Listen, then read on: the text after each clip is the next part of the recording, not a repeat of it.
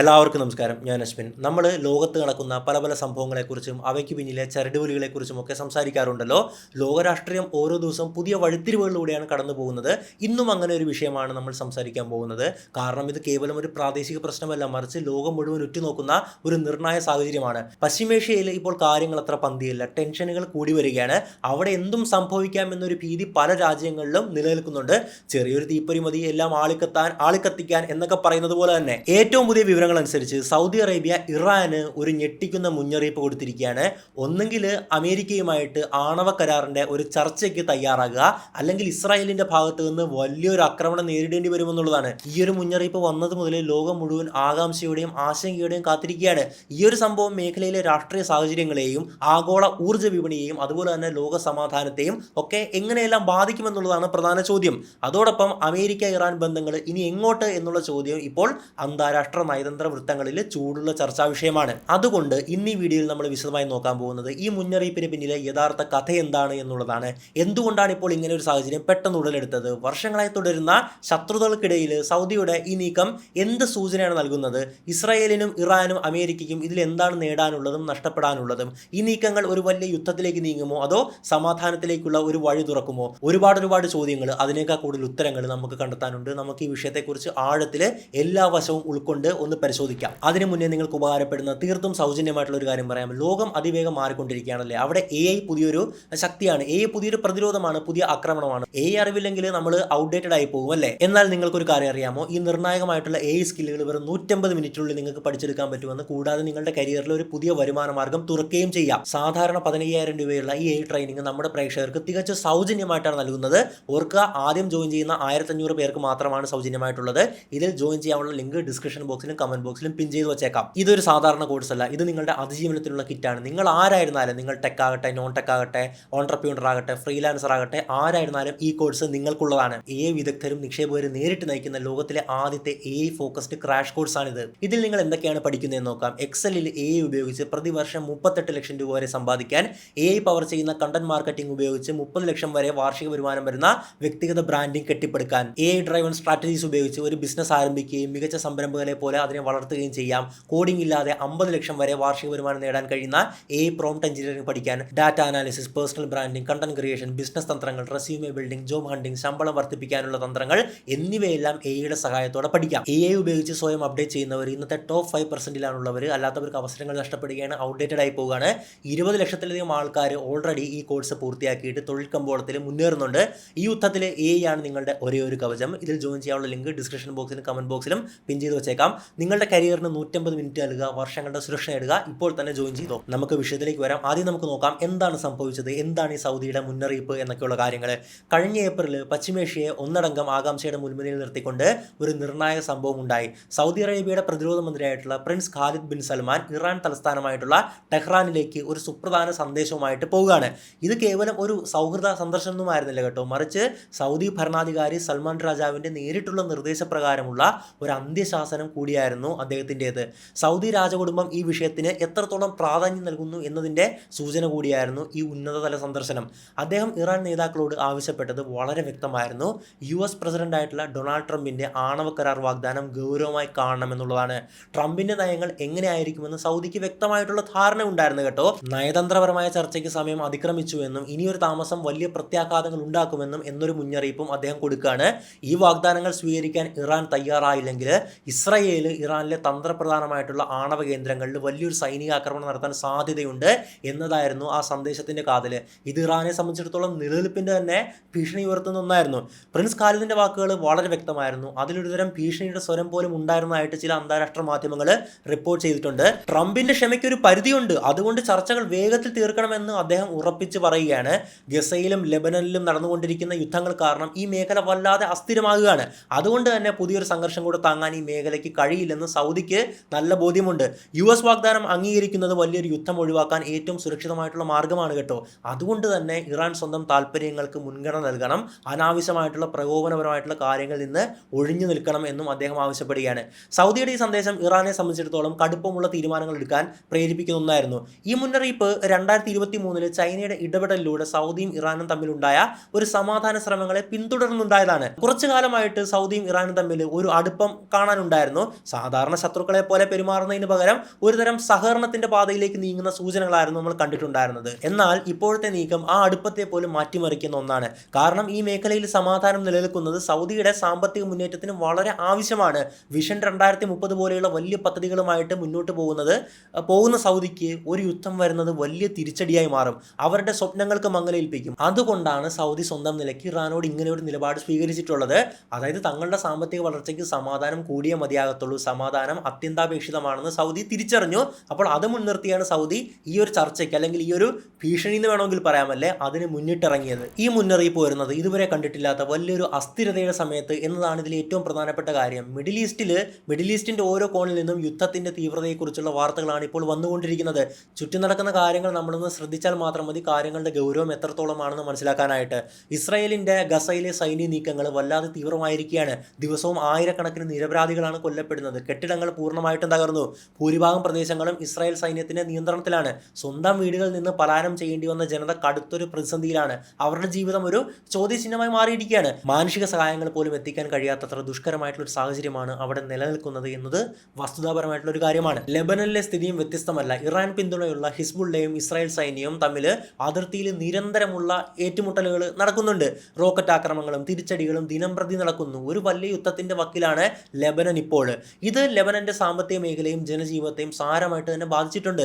യമനിലും സംഘർഷങ്ങൾ കൂടുകയാണ്. ഇറാൻ പിന്തുണയുള്ള ഹൂതി വിമതരും സൗദി നേതൃത്വത്തിലുള്ള സഖ്യസേനയും തമ്മിൽ വർഷങ്ങളായിട്ട് നടക്കുന്ന യുദ്ധം ഇപ്പോൾ കൂടുതൽ തീവ്രതയിലേക്ക് എത്തിയിരിക്കുകയാണ്. ചെങ്കടലിൽ ഹൂതികൾ നടത്തുന്ന ആക്രമണങ്ങൾ ആഗോള വ്യാപാരങ്ങളെ പോലും ബാധിക്കാൻ തുടങ്ങിയിട്ടുണ്ട്. ഇനി വെസ്റ്റ് ബാങ്കിലെ കാര്യം പറയുവാണെങ്കിൽ അവിടെയും സൈനിക പ്രവർത്തനങ്ങളും അക്രമങ്ങളും ഒക്കെ കൂടിക്കൊണ്ടിരിക്കുകയാണ്. ഇത് വലിയ തോതിലുള്ള പലായനങ്ങൾക്കും കടുത്ത മാനസിക പ്രതിസന്ധികൾക്കും വഴിവെച്ചിരിക്കുകയാണ്. നമ്മൾ മനസ്സിലാക്കേണ്ടത് ഈ സംഘർഷങ്ങളെല്ലാം പരസ്പരം ബന്ധപ്പെട്ടിരിക്കുന്നു എന്നുള്ളതാണ്. ഒരു സ്ഥലത്തുണ്ടാകുന്ന പ്രശ്നം അടുത്ത സ്ഥലത്തേക്ക് പടരുകയാണ്. ഒരുതരം ശൃംഖല പോലെ, ഒരു ചെയിൻ റിയാക്ഷൻ പോലെയാണ് ഇത് പ്രവർത്തിക്കുന്നത്. അതുകൊണ്ട് ഒരു വലിയ പ്രാദേശിക സംഘർഷത്തിനുള്ള സാധ്യത യാഥാർത്ഥ്യമാണ്. അത് ഓരോ ദിവസം കൂടിക്കൊണ്ടിരിക്കുകയാണെന്ന് പറഞ്ഞു കഴിഞ്ഞാൽ അത് അതിശോക്തിയാവില്ല. ഈ മേഖല തീവ്രമായിട്ടുള്ള ഒരു അവസ്ഥയിലൂടെ തന്നെയാണ് കടന്നു പോകുന്നത്. ഒരു ചെറിയ തീപ്പൊരി മതി എല്ലാം വലിയ തീവ്ര സ്ഫോടനമായിട്ട് മാറാൻ. ഇനി നമ്മൾ മനസ്സിലാക്കേണ്ടത് ഈ വിഷയങ്ങളിൽ ഇസ്രായേലിന് എന്താണ് പങ്ക് എന്നുള്ളതാണ്. ഇസ്രായേൽ പ്രധാനമന്ത്രി ബെഞ്ചമിൻ നെതന്യാഹുവിന് ഈ വിഷയത്തിൽ വലിയൊരു പങ്കാണുള്ളത്. ഇറാന്റെ ആണവ പദ്ധതികളെക്കുറിച്ച് ഇസ്രായേൽ എന്നും ആശങ്കാകുലരാണ്. ഒരു ആണവായുധം ഇറാൻ വികസിപ്പിക്കുന്നത് തങ്ങളുടെ നിലനിൽപ്പിന് ഭീഷണിയാകുമെന്നാണ് ഇസ്രായേൽ വിശ്വസിക്കുന്നത്. അതുകൊണ്ട് തന്നെ തങ്ങളുടെ ഏറ്റവും വലിയ ശത്രുവായിട്ടുള്ള ഇറാൻ ആണവ ശക്തിയാകുന്നത് തടയാൻ ഏതറ്റം വരെയും പോകാൻ ഇസ്രായേൽ തയ്യാറാണ്. അതുകൊണ്ട് തന്നെ US ചർച്ചകൾ ഏത് തന്നെ ആയാലും ഇറാന്റെ ആണവ കേന്ദ്രങ്ങളിലെ ഏകപക്ഷീയമായിട്ടുള്ള ആക്രമണം നടത്തുമെന്ന് അദ്ദേഹം പലവട്ടം ഭീഷണി മുഴക്കിയിട്ടുണ്ട്. ഇസ്രായേലിന്റെ, അതായത് സ്വന്തം രാജ്യത്തിന്റെ സുരക്ഷയ്ക്ക് അത് അത്യാവശ്യമാണെന്നുള്ളതാണ് അദ്ദേഹത്തിന്റെ വാദം. ഗസയിലും ലെബനനിലും ഒക്കെ ആക്രമണങ്ങൾ നടത്തുകയും ഇറാനുമായിട്ടുള്ള സംഘർഷത്തിന് തയ്യാറാകുകയും ചെയ്തതിലൂടെ യുദ്ധത്തിനുള്ള ഇസ്രായേലിന്റെ സന്നദ്ധതയാണ് അവർ ഇതിനോടകം തന്നെ തെളിയിച്ചു കഴിഞ്ഞിട്ടുള്ളത്. പലപ്പോഴും ചർച്ചകൾക്ക് മുമ്പ് തങ്ങളുടെ ശക്തി പ്രകടിപ്പിക്കാൻ ഇസ്രായേൽ ശ്രമിക്കാറുമുണ്ട്. ഇത് അവരുടെ സൈനിക തന്ത്രത്തിന്റെ ഭാഗമാണ്. നെതന്യാഹുവിന്റെ കടുപ്പമുള്ള നിലപാട് വാഷിംഗ്ടണിനെയും ടെഹ്റാനെയും ഒരേപോലെ സമ്മർദ്ദത്തിലാക്കുന്നുണ്ട്. അതായത് അമേരിക്കയും ഇറാനും അല്ലേ, ഇത് എല്ലാ കക്ഷികൾക്കും വലിയ അപകട സാധ്യത ഉണ്ടാക്കുന്നുമുണ്ട്. ട്രംപും നെതന്യാഹുവും തമ്മിൽ ഈ കാര്യത്തിൽ ചില അഭിപ്രായ വ്യത്യാസങ്ങളുണ്ടെന്നും ട്രംപ് നെതന്യാഹുവിനോട് കുറച്ച് സംയമനം പാലിക്കാൻ ആവശ്യപ്പെട്ടുവെന്നും പല റിപ്പോർട്ടുകളും വരുന്നുണ്ട്. കാരണം അമേരിക്കയെ സംബന്ധിച്ചിടത്തോളം മേഖലയിൽ പുതിയ യുദ്ധം ഉണ്ടാകുന്നത് ഒരുപാട് തലവേദനകളാണ് ഉണ്ടാക്കുക. അത് ആഗോളതലത്തിൽ വലിയൊരു പ്രത്യാഘാതങ്ങൾ ഉണ്ടാക്കിയേക്കാം. ഇസ്രായേൽ തങ്ങളുടെ താല്പര്യങ്ങൾ സംരക്ഷിക്കാൻ ഏതറ്റം വരെ പോകുമെന്ന സൂചനയാണ് നെതന്യാഹുവിന്റെ ഓരോ പ്രസ്താവനയും നൽകുന്നത്. കാരണം പറഞ്ഞതുപോലെ ചെയ്യുന്ന ഒരു വ്യക്തിയാണ് നെതന്യാഹു എന്ന് അദ്ദേഹത്തിന്റെ പല സൈനിക നടപടികളിൽ നിന്ന് നമുക്ക് മനസ്സിലാക്കാൻ സാധിച്ചു. ഹമാസുമായിട്ടുള്ള യുദ്ധം പൊട്ടിപ്പുറപ്പെട്ടപ്പോൾ അദ്ദേഹം ഒരു പ്രസ്താവന നടത്തിയിട്ടുണ്ടായിരുന്നു, ഗാസയെ ആളില്ലാ തുരുത്താക്കുമെന്നല്ലേ. നമ്മളെന്താ വിചാരിച്ചത്, ഗാസയിൽ ആക്രമണം നടത്തുമെന്ന് മാത്രമാണ്. പക്ഷേ ആ പറഞ്ഞ വാക്കില്ല അതേപടി പുള്ളി നടപ്പിലാക്കുകയാണ്. ആളില്ലാ തുരുത്താക്കി മാറ്റുകയാണ്. അവിടെയുള്ള എല്ലാം നശിപ്പിച്ച് നാമാവശേഷമാക്കുകയാണ്. ഇസ്രായേലിന്റെ ലക്ഷ്യം വ്യക്തമാണ്. ഇറാനെ ആണവായുധങ്ങൾ നേടുന്നതിൽ നിന്നും തടയുക. അതിനുവേണ്ടി ഏത് മാർഗവും സ്വീകരിക്കാൻ അവർ തയ്യാറാണ്. അത് ഇതുപോലുള്ള സൈനിക നടപടിയാണെങ്കിൽ പോലും. ഇറാൻ എങ്ങനെയാണ് ഈ സംഭവങ്ങളോട് പ്രതികരിക്കാൻ പോകുന്നത്? സത്യം പറഞ്ഞാൽ ഇറാൻ ഇപ്പോൾ വലിയൊരു പ്രതിസന്ധിയിലാണ്. അവർ വലിയൊരു അനിശ്ചിതത്വത്തിലാണ്. കാരണം അവർക്ക് മുന്നോട്ട് രണ്ട് വഴികളേ ഉള്ളൂ. ഒന്നെങ്കിൽ ചർച്ചകൾക്ക് തയ്യാറാകുക, അതുവഴി തങ്ങളെ വർഷങ്ങളായിട്ട് വലച്ചുകൊണ്ടിരിക്കുന്ന ഉപരോധങ്ങളിൽ നിന്നും ആശ്വാസം നേടുക. ഈ ഉപരോധങ്ങൾ കാരണം ഇറാനിലെ സാമ്പത്തിക സ്ഥിതി വളരെ മോശമാണ്. സാധാരണ ജനങ്ങളുടെ ജീവിതം ദുരന്തത്തിലാണ്. പണപ്പെരുപ്പവും തൊഴിലില്ലായ്മയും ഒക്കെ തന്നെ അവരെ വല്ലാതെ വലിക്കുന്നുണ്ട്. അതുകൊണ്ട് ഒരു കരാർ ഒപ്പിടുന്നതിലൂടെ ഇറാനിലെ ജനങ്ങൾക്ക് വലിയൊരു ആശ്വാസമാകും, സർക്കാരിനും അത് വലിയൊരു നേട്ടമാകും. അല്ലെങ്കിൽ രണ്ടാമത്തെ വഴിയാണ്, അതത്ര സുഖകരമായിരിക്കില്ല.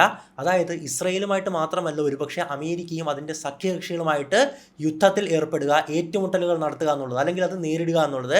രണ്ടാമത്തെ ഓപ്ഷൻ ഇറാനെ കൂടുതൽ ഒറ്റപ്പെടുത്താനും സാമ്പത്തികമായിട്ട് തകർക്കാനും സാധ്യതയുണ്ട്. കാരണം അങ്ങനെ ഒരു യുദ്ധം ഇറാനെ സംബന്ധിച്ചിടത്തോളം വലിയ നാശനഷ്ടങ്ങളാണ് വരുത്തിവെക്കാൻ പോകുക. ഭരണകൂടത്തിന് പോലും ഈ യുദ്ധം ഭീഷണിയാവും. സൗദി അറേബ്യയുടെ മുന്നറിയിപ്പ് ഇറാനെ ചില കാര്യങ്ങളിലേക്ക് എത്തിച്ചേക്കാം. ഇസ്രായേലിനോ US-നോ സംഘർഷം കൂട്ടാൻ ഒരു കാരണം നൽകാതിരിക്കാനായിട്ട് ലെബനൻ, ഇറാഖ്, യമൻ എന്നിവിടങ്ങളിലെ തങ്ങളുടെ പിന്തുണയുള്ള ഗ്രൂപ്പുകൾക്കുള്ള സഹായം താൽക്കാലികമായി കുറയ്ക്കുക എന്നുള്ളതാണ് അതിലൊന്ന്.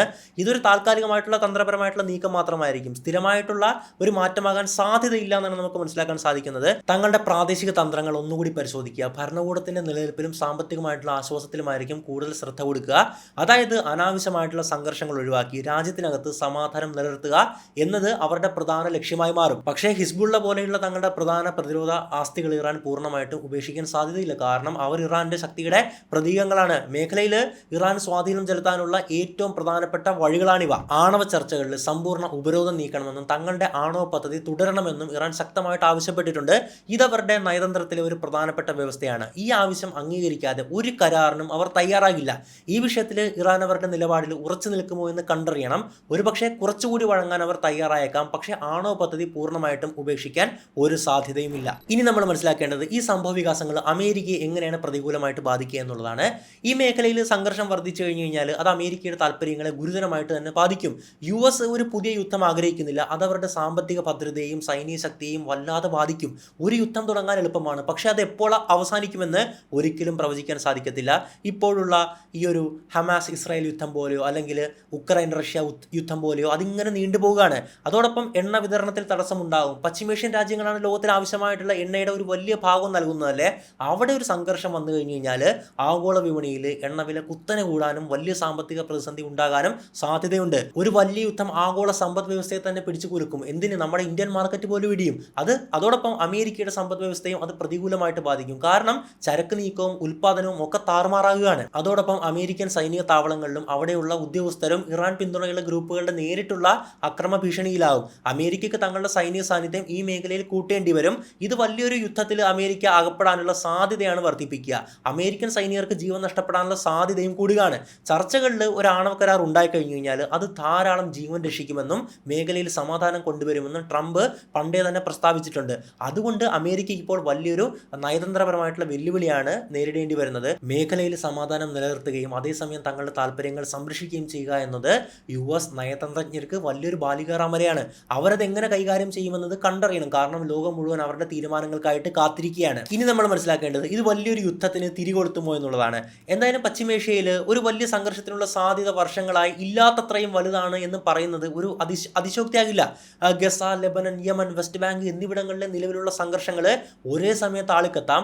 ഇത് വലിയൊരു തീവ്രതയിലേക്ക് കാര്യങ്ങളെ കൊണ്ടുപോകാം. ഇറാനും അതിൻ്റെ എതിരാളികളും തമ്മിലുള്ള പ്രോക്സി യുദ്ധം നിയന്ത്രണാതീതമായിട്ട് മാറിയേക്കാം. പ്രത്യേകിച്ചും ചെറിയ തെറ്റിദ്ധാരണകൾ പോലും വലിയ പ്രശ്നങ്ങൾ ഉണ്ടാക്കാം.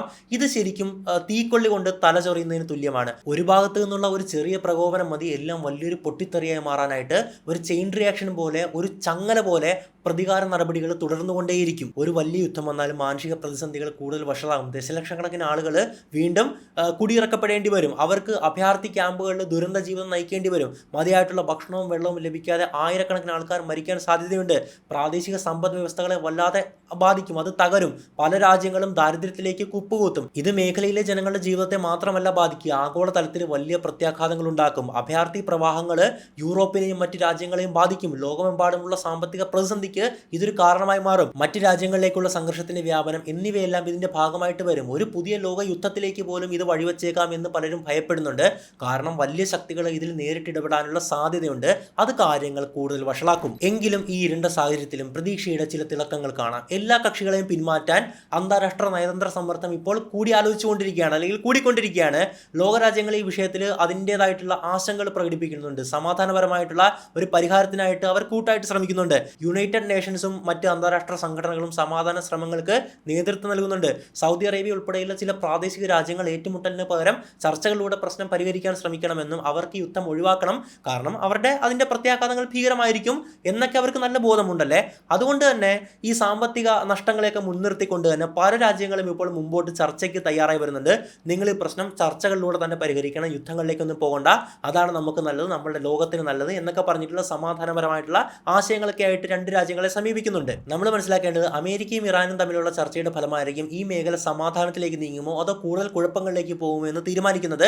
ഒമാനും റോമും ഉൾപ്പെടെ വിവിധ സ്ഥലങ്ങളിൽ 5 റൗണ്ട് ചർച്ചകൾ ഇതിനോടകം തന്നെ നടന്നിട്ടുണ്ട് കേട്ടോ. ഇത് നല്ലൊരു സൂചനയാണ്. കാരണം ചർച്ചകൾ തുടരുന്നു എന്നത് തന്നെ നല്ലൊരു പോസിറ്റീവായിട്ടുള്ള കാര്യമാണ്. വാതിലുകൾ ഇപ്പോഴും അടഞ്ഞിട്ടില്ല എന്നാണ് ഇത് കാണിക്കുന്നത്. നയതന്ത്ര തലത്തിൽ നടക്കുന്ന ഈ നീക്കങ്ങൾ എങ്ങോട്ട് പോകുന്നു എന്ന് നമുക്ക് കണ്ടറിയണം. നമുക്കൊന്നും പറയാൻ പറ്റൂല. ലോകം മുഴുവൻ ഈ ചർച്ചകളുടെ ഫലത്തിനായിട്ട് കാത്തിരിക്കുകയാണ്. ഒരു സമാധാനപരമായിട്ടുള്ള പരിഹാരം കണ്ടെത്താൻ ഈ രാജ്യങ്ങൾ കഴിയുമോ എന്ന് നമുക്ക് കണ്ടു തന്നെ അറിയാം. അപ്പോഴെന്തായാലും സൗദി അറേബ്യ ഇറാൻ നൽകിയ ഈ മുന്നറിയിപ്പ് പശ്ചിമേഷ്യയ്ക്ക് വലിയൊരു നിർണായകമായിട്ടുള്ള നിമിഷമാണ്. വരുന്ന ആഴ്ചകളിലും മാസങ്ങളിലും എടുക്കുന്ന തീരുമാനങ്ങൾ ഈ മേഖലയുടെ ഭാവിയെ തന്നെ വർഷങ്ങളോളമാണ് രൂപപ്പെടുത്താൻ പോകുന്നത്. നയതന്ത്രം വിജയിക്കുമോ അതോ നമ്മൾ പുതിയൊരു യുദ്ധത്തിന്റെ വക്കിലാണോ? ഈ ചോദ്യത്തിന് ഉത്തരം കണ്ടെത്താൻ നമുക്ക് കാത്തിരിക്കേണ്ടി വരും. കാലം തന്നെ അതിന് മറുപടി നൽകത്തുള്ളൂ. ഈ വിഷയത്തെക്കുറിച്ച് നിലവിൽ ഇത്രയും കാര്യങ്ങളൊക്കെയാണ് ചർച്ച ചെയ്യാനുള്ളത്. ഈ വിഷയത്തെക്കുറിച്ച് നിങ്ങളുടെ അഭിപ്രായങ്ങൾ എന്താണ്? സൗദിയുടെ നീക്കം ശരിയായിരുന്നോ? ഇറാൻ ഇനി എന്ത് ചെയ്യും? ഇസ്രായേൽ ആക്രമണം ഉണ്ടാകുമോ? ഈ പ്രശ്നത്തിൽ അമേരിക്കയുടെ പങ്ക് എത്രത്തോളമാണ്? നിങ്ങളുടെ ചിന്തകളും നിരീക്ഷണങ്ങളൊക്കെ താഴെ കമന്റ് ബോക്സിൽ എഴുതുക. കാരണം കമന്റ് ബോക്സ് എന്നുള്ളത് എപ്പോഴും നല്ലൊരു ചർച്ചാവേദിയാണ്. ഞാൻ എല്ലാ വീഡിയോയുടെ അവസാനം പറയുന്നൊരു കാര്യവുമാണ്. നിങ്ങളുടെ അഭിപ്രായങ്ങൾ നമുക്ക് അത്രത്തോളം പ്രധാനമാണ്. അത് വിഷയത്തെക്കുറിച്ച് മാത്രമല്ല, ഈ വീഡിയോയെക്കുറിച്ച്, ഈ വീഡിയോയുടെ പോരായ്മ എന്താണ്? അത് ചെറിയ പിക്ചർ ക്വാളിറ്റി മുതൽ സൗണ്ട് ക്വാളിറ്റിയിൽ എന്തെങ്കിലും പ്രശ്നങ്ങളോ അവതരണത്തിലെ പ്രശ്നങ്ങളോ റിപ്പീറ്റേഷൻസ് വരുന്നുണ്ടോ, എന്ത് കാര്യങ്ങളും നിങ്ങൾക്ക് കമന്റ് ചെയ്യാവുന്നതാണ്. അങ്ങനെ കമന്റ് ചെയ്താൽ മാത്രമേ എനിക്ക് മനസ്സിലാകത്തുള്ളൂ, എനിക്കത് തിരുത്തി മുന്നോട്ട് പോകാനും സാധിക്കത്തുള്ളൂ. പിന്നെ ആദ്യം പറഞ്ഞ കാര്യം മറക്കേണ്ട, നമ്മുടെ 150 മിനിറ്റുള്ള AI ട്രെയിനിങ് പ്രോഗ്രാം, ലോകത്തിലെ ആദ്യത്തെ AI ഫോക്കസ്ഡ് ആയിട്ടുള്ള ക്രാഷ് കോഴ്സാണിത്. അപ്പോൾ ഇതിൽ ജോയിൻ ചെയ്യാനുള്ള ലിങ്ക് ഡിസ്ക്രിപ്ഷൻ ബോക്സിലും കമന്റ് ബോക്സിലും പിൻ ചെയ്ത് വെച്ചേക്കാം. AI അല്ല നിങ്ങളുടെ ജോലി കളയാൻ പോകുന്നത്, മറിച്ച് AI ഉപയോഗിക്കാൻ അറിയാവുന്ന ആളുകളായിരിക്കും നിങ്ങളുടെ ജോലി കളയാൻ പോകുന്നത്. എന്തായാലും മറ്റൊരു വീഡിയോയിൽ മറ്റുള്ള വിഷയമായിട്ട് നമുക്ക് വീണ്ടും കാണാം. Vismi Ashwin Madappally signing out.